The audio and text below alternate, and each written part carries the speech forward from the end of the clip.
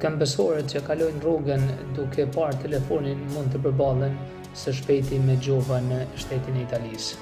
Ministria Italiane e Transportit ka propozuar ndryshime në kodin rrugor, të cilat synojnë të rrisin sigurinë në rrugë dhe të ulin numrin e aksidenteve, të shkaktuara nga shpërqendrimi i këmbësorëve dhe drejtuesve të mjeteve. Sipas projektligjit, i cili pritet të miratohet deri në mesin e muajit tetor, kushdo që përdor telefon celular gjatë kalimit të rrugës do të çuditet me 75 euro.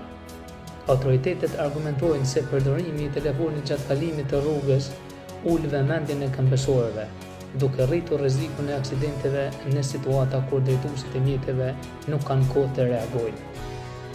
Ndryshimet janë hartuar edhe pas një serë vendimesh gjyqësore në Itali, ku përgjegjësia për aksidente rrugore u është atribuar edhe këmbësorëve, që nuk kanë treguar kujdes gjatë kalimit të rrugës.